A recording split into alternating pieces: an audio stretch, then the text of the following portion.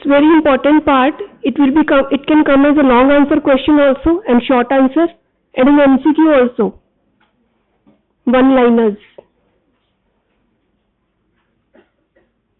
So what we will be able to learn in this chapter: pathogenesis of the tetanus, clinical manifestations, epidemiology, lab diagnosis, treatment and vaccination. So what is the causative organism of tetanus?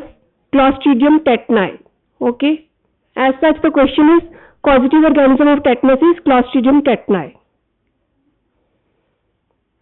So what are the main features? No. What are the main features of tetanus or Clostridium tetani? They are obligate, anaerobic, gram-positive bacillus with terminal round spore. That is, they have drumstick appearance. So the question is, which organism has drumstick appearance of the spores? Answer is Clostridium tetani. So it causes tetanus, that is skeletal muscle spasm and autonomic nervous system disturbance. Please close the door, one of you. Okay, that is tetanus that is skeletal muscle spasm and autonomic nervous system disturbance. So Clostridium tetani, it is ubiquitous in nature, widely distributed in soil, hospital environment and intestine of man and animals. So what are the toxins or the virulence factors? Virulence factors, number one is tetanolysin, which is a heat labile, oxygen labile hemolysin, and it has no role in pathogenesis of tetanus. Tetanospasmin or tetanus toxin, that is the neurotoxin which is responsible for tetanus. So which toxin is responsible for tetanus? That is tetanospasmin. And which type of toxin it is? It is a neurotoxin. Okay. So it is plasmid coated. And what is the mechanism of action of tetanus toxin? Tetanus toxin, it binds to receptors on motor nerve terminals. So the tetanus toxin is transported in retrograde way to the gamma aminobutyric acid and glycine producing inhibitory neuron terminals. Toxin, it prevents the presynaptic release of inhibitory neurotransmitters, glycine and GABA, which leads to spastic muscle contraction. So what happens? It prevents the release of inhibitory neurotransmitters, which leads to spasmic muscle contraction.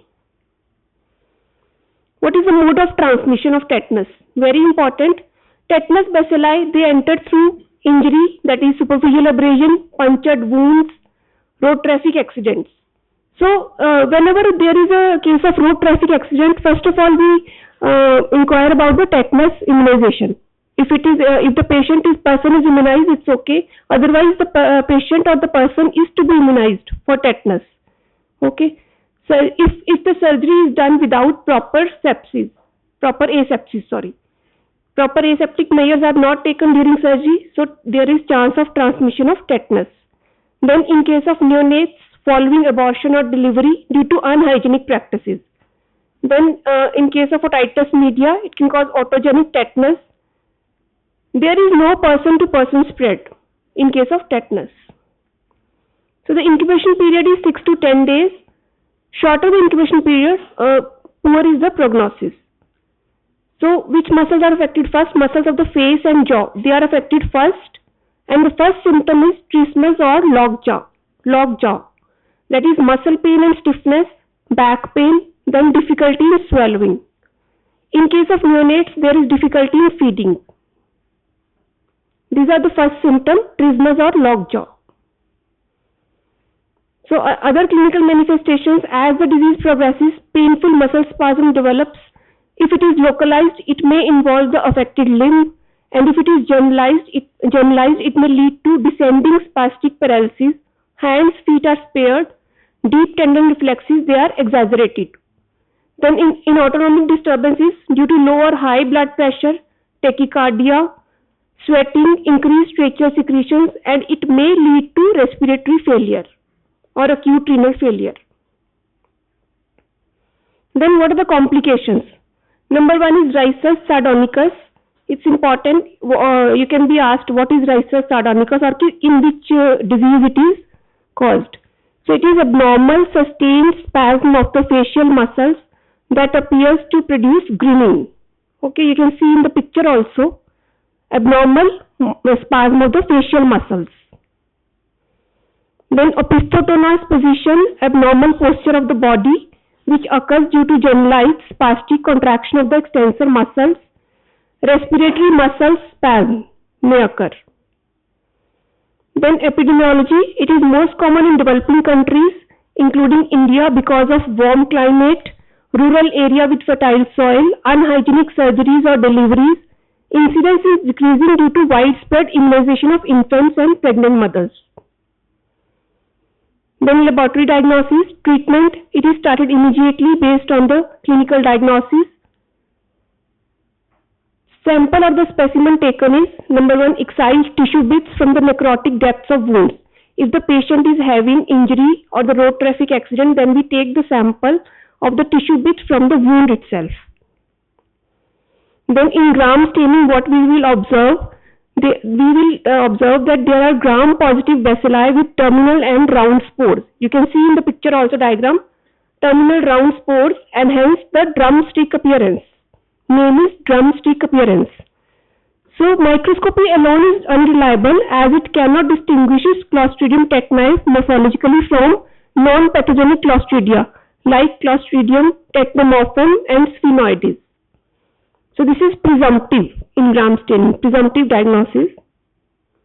Then culture is more reliable. So what media we will take for this Clostridium tetani? Robertson cooked meat broth is taken, which is the media for anaerobic organisms, as you know. So being proteolytic, it turns the meat particles black and produces foul odor. Clostridium tetani. Then on blood agar with polymyxin B, we can incubate at 37 degrees Celsius for 24 to 48 hours under anaerobic condition. Clostridium tetani produces characteristic swarming growth. So what is a toxigenicity test? As pathogenesis is toxin mediated, so association of the isolated organism can only be established when its toxin production is demonstrated.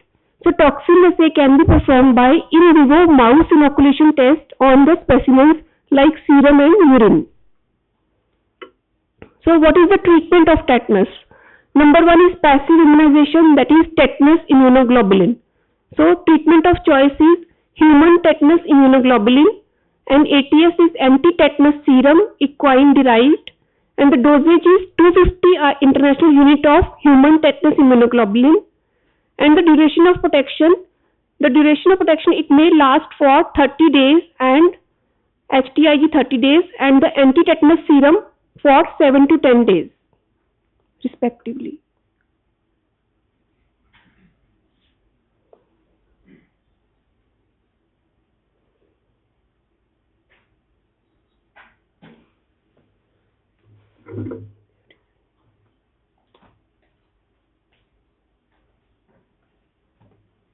So this was about the treatment, and we can also give combined immunization, that is both active and passive immunization in non-vaccinated person. If the person is not vaccinated, we can give both active as well as passive.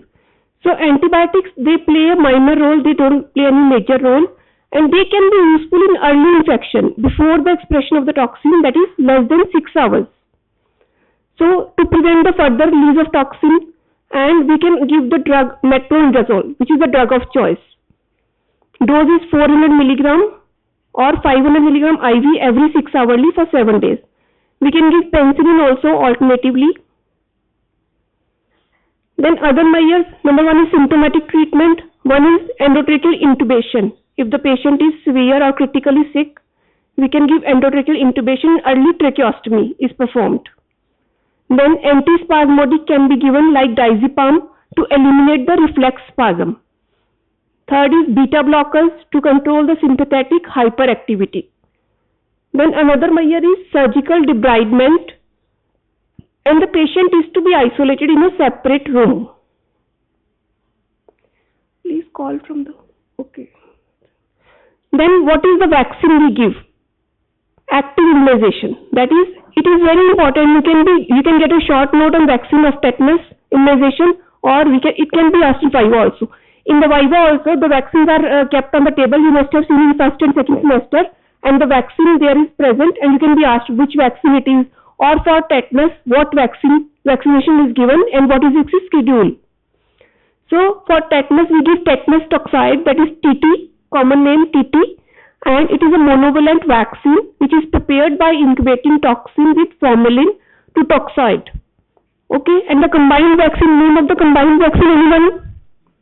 DPT, yes. Diphtheria, pertussis, tetanus vaccine, DPT. Then pentavalent vaccine, in the government program also pentavalent vaccine has been introduced at the time of the birth.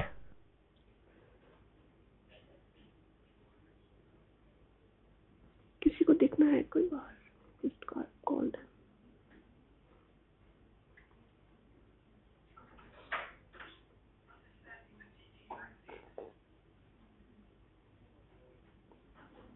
Who is there? आप आ जाइए यहाँ पे lecture ले लीजिए. You come here and take the lectures. What's the need of the teacher? Come here. Miss Evans.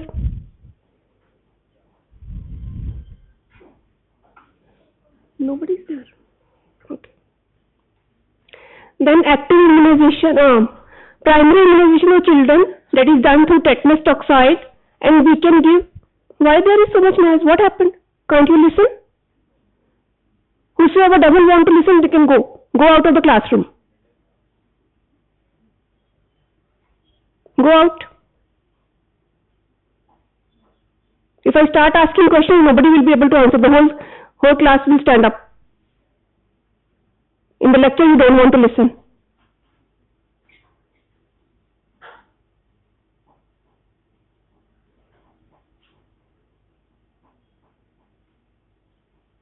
So the primary immunization of children, tetanus toxoid is given 3 doses of pentavalent vaccine, that is DPT, HIB, HIB, HBV. Okay, last. Yes, the last one. Stand up. Stand up. आपको ही बोल. Yes, you stand up.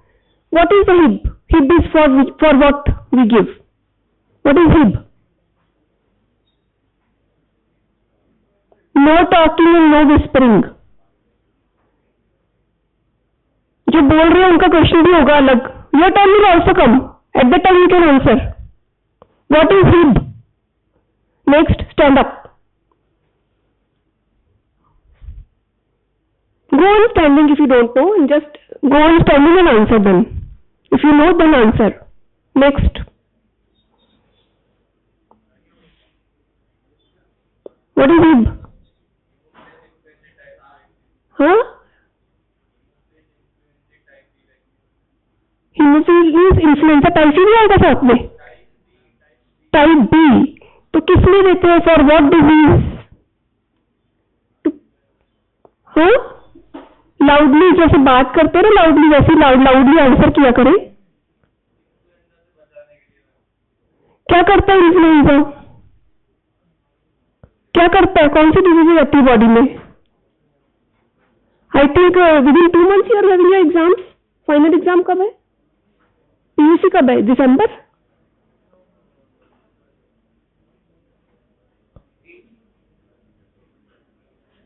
कौन सी disease करता है influenza? क्या करता है?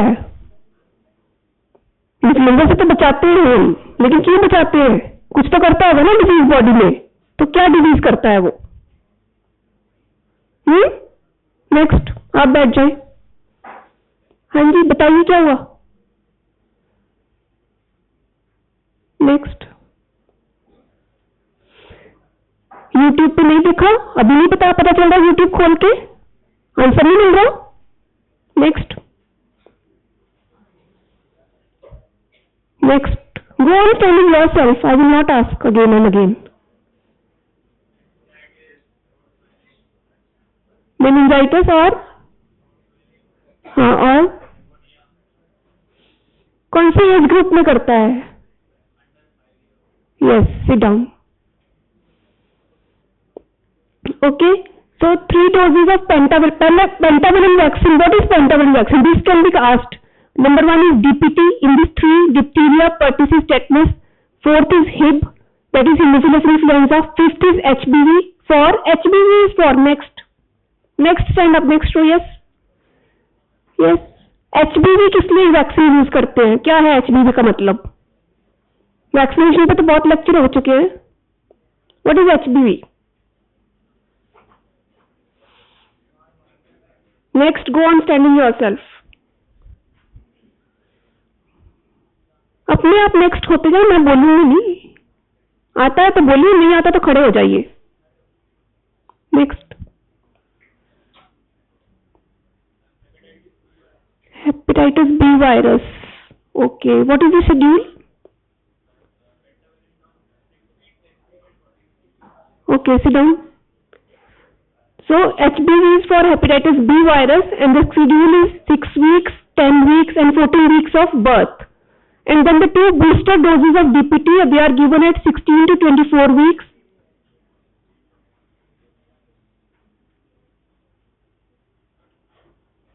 And 5 years. Then the 2 additional doses of tetanus toxoid, they are given at 10 years and 16 years. So this is the schedule of booster doses. Then in adult immunization, if a primary immunization is not given in childhood, adults can be given tetanus toxoid and adult diphtheria toxoid. And the site is deep intramuscular root at anterolateral aspect of thigh in case of children, and in deltoid in case of adults. And the protective titer should be, antitoxin titer is more than 0.01 unit per ml. Then the recommendation for prevention of tetanus after injury, or how will we decide that vaccine is to be given, or which vaccine at what dose we have to give. So if there is a complete course of vaccine taken within 5 years and the tetanus wound is not tetanus prone, then nothing is required. And if the wound is tetanus prone, if the schedule is taken, then nothing required. And if it is taken within more than 5, less than 10 years, then the 1 dose of tetanus toxoid in both the cases, and more than 10 years patient has taken, then 1 dose of tetanus toxoid in non-tetanus prone wound, and in 1 dose of tetanus toxoid in immunoglobulin in tetanus prone wound. Then how will we prevent neonatal tetanus? Neonatal tetanus is what? It is defined by WHO as an illness occurring in a child who loses ability to suck and cry between day 3 and 28 of life and becomes rigid and has spasms. Okay? At the time of the birth, between 3 days and 28 days, the neonate he loses ability to suck and becomes rigid and has spasms. So it is also known as 8th day disease, as the symptoms usually start after 1 week of birth. That is neonatal tetanus. And how most common reason for neonatal tetanus is unhygienic practices like unhygienic deliveries, infected umbilical stumps due to application of cow dung, or by ear piercing, etc. What are the seasonal trends for neonatal tetanus? July, August and September, because these are the hot and humid months. Then how can we prevent neonatal tetanus? It can be prevented by discouraging home deliveries and promoting hospital deliveries. Then following aseptic clean practices during delivery. So there are 5 C's: clean hand, clean surface, clean blade for cutting cord, clean cord tie, and the clean towel and clean water. So these are the hygienic or clean practices. Then tetanus booster 2 doses can be given to all pregnant women during second trimester at 1 month of the gap. These are the preventive measures we can take for neonatal tetanus. Then neonatal tetanus elimination is based on coverage of pregnant women for the tetanus booster more than 90%, and the deliveries should be in the hospital more than 75%. So India has achieved the elimination status for neonatal tetanus as declared by WHO in 2016. So most effective way to prevent tetanus is, what is the most effective way to prevent tetanus?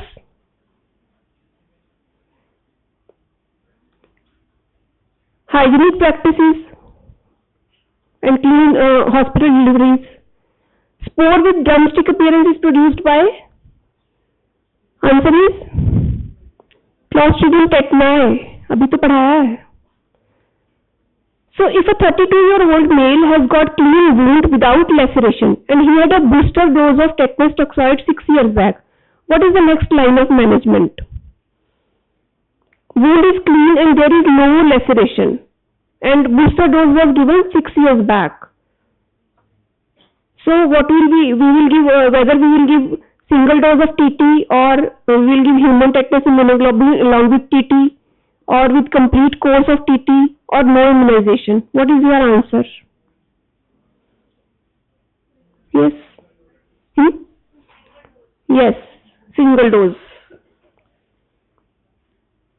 If a patient is presented with trismus with a opisthotonous position, the possible causative organism is tetani. Mechanism of action of tetanus plasmin is, yes, back side, या आप बताइए. Yes, the girl standing, please. What is the mechanism of action of tetanus plasmin?